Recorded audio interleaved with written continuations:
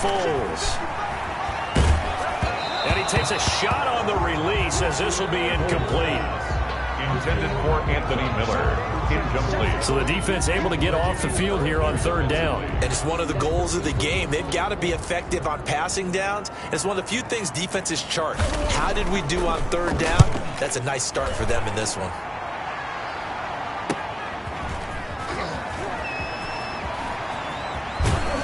And he'll be out of bounds, but able to get it up past the 45. The danger of a punt that good, a 16-yard return. And the Niners will go on offense, 1st and 10. So here's the first drive now for the 49ers. And we get a glance here at their leader, the man who will be calling the plays under center. And they are in rhythm on offense because of him. I mean, right now, he's got everything going the way he wants to, finding the receivers the way he wants to, looking over defenses. No interceptions is the number I lock in on. Before a touchdown pass isn't so bad either. Yeah, what a game he had last week. And he's got it across midfield and into Bear territory. 49-yard line. The numbers on the ground last week for Balaj. 15 carries, 70 yards. They run it with Balaj. And he's going to take this down close to a first down at about the Bears' 44. They look like a team that really emphasized the running game in the offseason. They were going to build around it. Didn't matter if they were going to run gap scheme, power scheme, whatever. They've got a runner who finds yardage if you give him just a little bit of space. Now Balaj. He's got the first down here inside the 30. And he takes this all the way down to the Bears' 10-yard line. Well, they only needed a small gain on third down. They end up getting over 30 yards. A stop there on third. They could have held him to 3 on this opening drive. Now they have to bow their necks on 1st and goal. And if I'm looking at this from the offense's point of view, that's a big-time pickup right there, and I'd go right at them with another momentum play. I'd go quickly and attack them because right now they probably have their heads down a little bit since they didn't stop them on third down. From the 10, 1st and goal.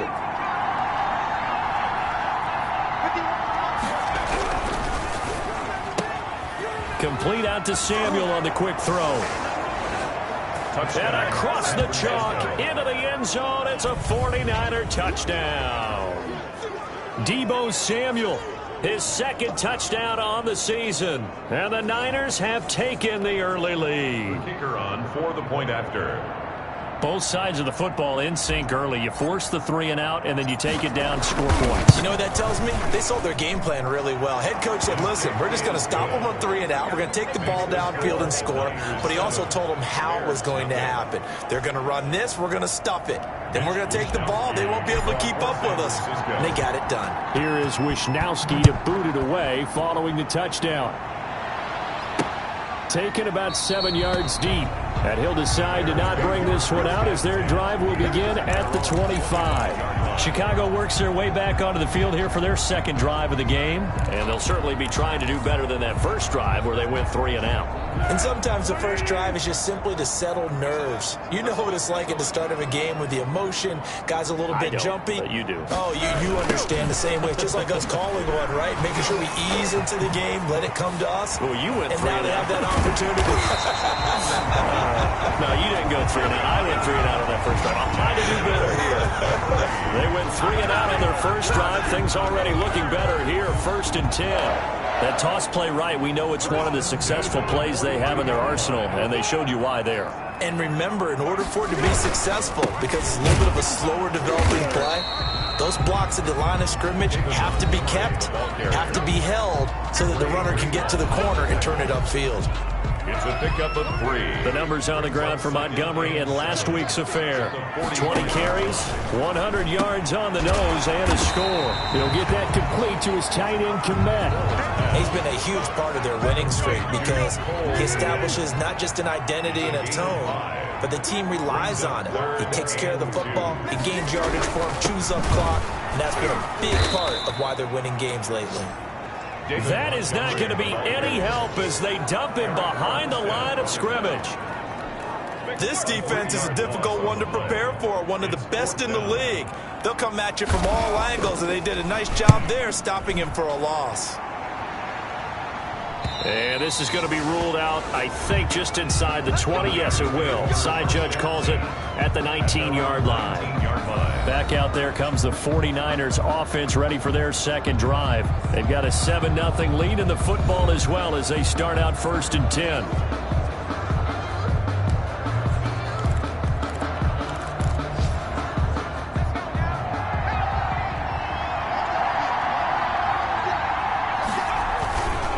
The play fake. He'll look to throw. And his throw's going to be incomplete.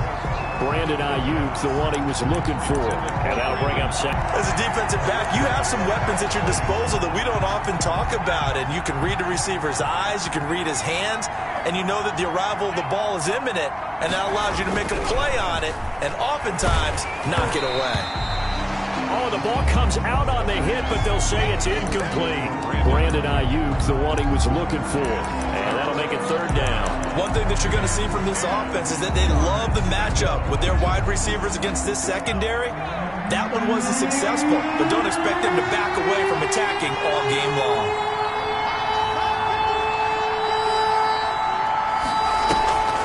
On 3rd down, he'll drop to throw. And that will be incomplete. And this is what you want to see from a defense. Give up an opening drive touchdown, that's fine. But how about them going back out there, recommitting themselves to the task at hand, and forcing a 3-and-out, and giving the ball back to their offense. Here comes the 49ers punter now. Tariq Cohen is deep for the Bears.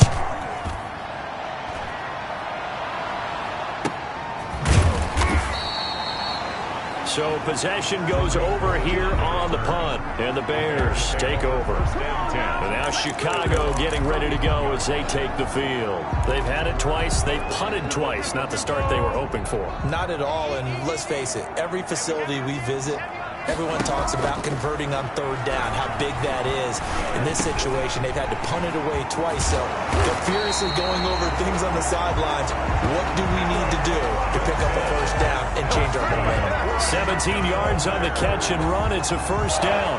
But one of the ways the quarterbacks keep all the receivers alive in a play, never lock in on any one guy. Make sure you keep your eyes moving, scan the field, and here he finds the open guy for a nice pickup.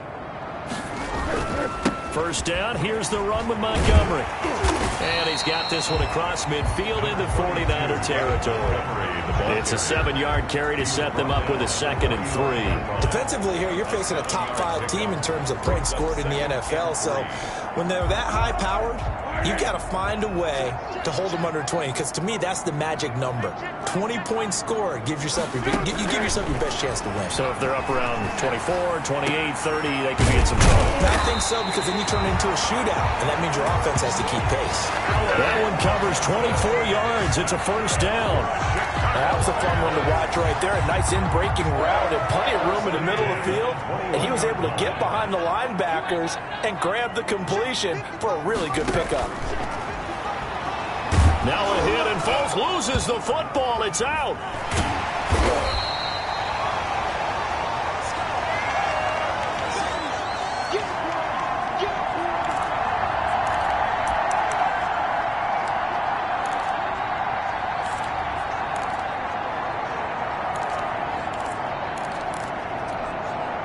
The fumble on 1st down. Now here's 2nd down. After one, 7-0 on EA Sports.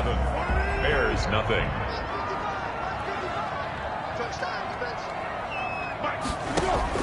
On 2nd and a long way to go. Foles, and he gets it down to the 32.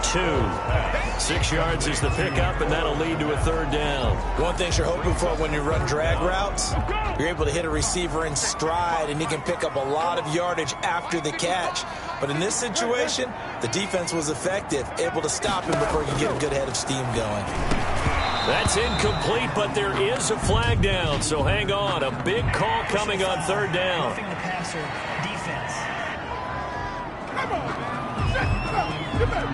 Well, instead of 4th down after the incompletion, it'll be 1st down, roughing the passer. Coaches love their defenses to be aggressive, but they want them to be smart as well. Have to leave the quarterback alone at a certain point. Draw play, Cohen.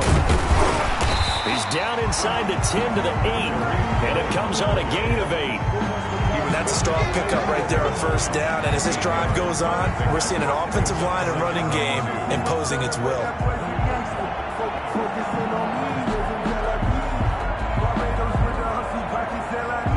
8 yards the gain on that last run. Here's second and a couple.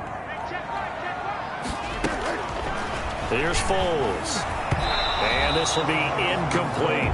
He was trying to find Anthony Miller there, and it's third and short. A lot of times it's that first read that you have. Maybe you get it in pre-snap, and he locked in on his target, but he was covered quite well, and that one's incomplete.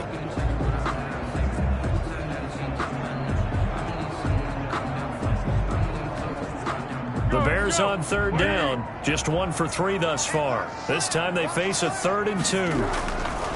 They're going to look to throw. And he's got it. And he is in. Touchdown, Chicago. Allen Robinson, his first touchdown on the year. And the Bears are an extra point away from tying the football game. Well, it was 3rd and 1. I was expecting runs so much for that. They pass it, they score it. That had the feel of the head coach telling the offensive coordinator, you've got 4 downs here. We're going to go for it on 4th down unless there's a disaster on 3rd. Go ahead and take a shot if you want to. And he gratefully accepted the opportunity and did exactly that. If they didn't get it there, they had the feel that they would come back and try it on 4th down. Cairo Santos on to try the extra point.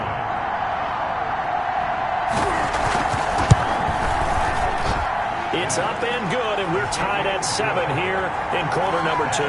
So that drive goes 8 plays, and it culminates in a touchdown for Chicago.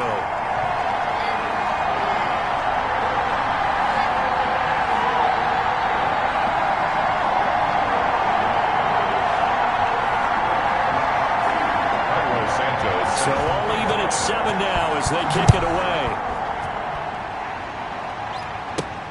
This will make it into the end zone. And Smith chooses not to return it, and they'll bring it out to the 25. 25-yard line. The 49ers offense making its way back out there. And they're coming off a 3-and-out, my friend. I think they've got to look at that play sheet and go to a spot that they haven't gone before. Time to shake things up a little bit to try and get this offense moving. Okay, so how do you do that? How do you shake things up? You look at what you've called before and realize it hasn't worked so well. And maybe you try and find one of those special plays from one of your better players and maybe try and hit something big and get things going in the excitement area. Well, it's time for them to be good teammates right here. And what I mean by that is possess the ball for a little while. Get at least 2 first downs. Give their defense a chance to settle down a little bit after they give up a touchdown. Here's 2nd and 7 now from the 28.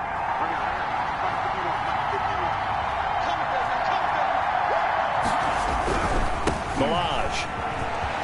Oh, he pulls over him. And brought down, but not before reaching the 45-yard line. It's a pickup of 17 and a first down. All right, I got to ask you, with these RPOs, essentially the quarterback has 3 options, right? So what's different from that versus the triple option that we see the service academies run at the college level? As a general rule, the triple option at the college level, most things are called outside of the quarterback faking it to the runner and then keeping it himself and maybe having a trail back.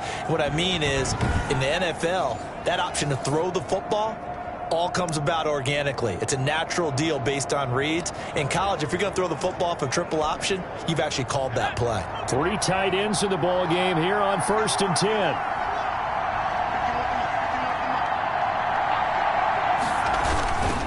They'll run here with Milage. And he's going to be taken down with a marker on the field. So let's see about the call. Offense. Come on, baby. We got to do our job. We got to do our job. So some holding over on the left side of that O-line. And I know for the guys trying to move those big defensive people, they'd love for them to stay in one spot. But they move around so quick and so fast that sometimes you just have to grab them. He'll drop to throw. Into heavy traffic, and it's intercepted. Picked off at the 45. And they will be set up now as he brings this thing all the way back inside the 20. That's not one that he's going to want to remember, but he had to get it out of the way at some point, his first career interception. And if he's the guy that they think he is, he's not laughing it off. but he's also not going to let it affect him as the game proceeds. He's going to go back out there, still be the same confident kid, the reason that they drafted him, and go out and play. And the Bears are going to be set up with a 1st and goal on a pass play that moves them all the way down to the 1. Now they'll have it 1st and goal following that gain of 17. From the shotgun, he'll look to throw. And that is caught. Touchdown, Bears. Allen Robinson with 2 touchdowns on the season, both in this game. And the Bears have taken the lead. CD for them. This has just been an offensive explosion here in the 2nd quarter. Yeah, held scoreless in the 1st quarter. Now they find the end zone again here in the 2nd.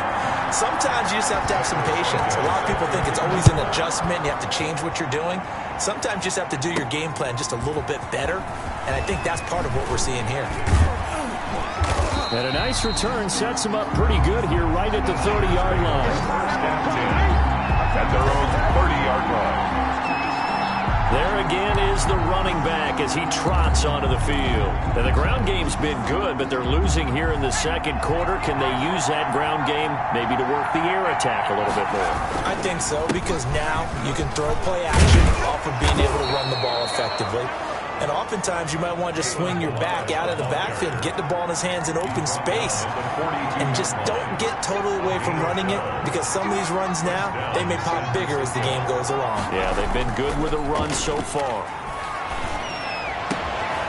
And now a throw on 1st down there, but it's incomplete. Well, sometimes those cliches really come true, don't they? When they talk about it takes all 11 to play good defense. We've seen that in this ball game. I think the secondary has to be singled out, though. They are in the presence of every receiver whenever the ball's thrown, and this one they help force another incompletion. And that one goes incomplete. He's maybe lucky it wasn't a fumble as he got hit as he threw it. To this point, I've been impressed with the work defensively. They have not allowed a lot of receivers to run free. And there's another example, another incompletion. So back-to-back incompletions, and that has them staring at a 3rd and 10. Out of the gun, they'll look to throw. And now another one thrown incomplete. More problems here on 3rd down. They've converted only once so far in this 1st half. And you know as well as I do in this league, if you don't win on 3rd down, it makes it hard to win a ball game, because then you're relying on your defense, you're relying on your special teams. You've got to get it done with your offensive unit. It's a 42-yard punt. They keep him to just a yard on the return. And it'll be 1st and 10 Bears from deep in their own territory. At the line, prepping for their next drive, the Bears offense. Now, their last 2 drives, both ending in touchdowns. It's got them this 14-7 lead. And it looks to me, and I think you're probably seeing the exact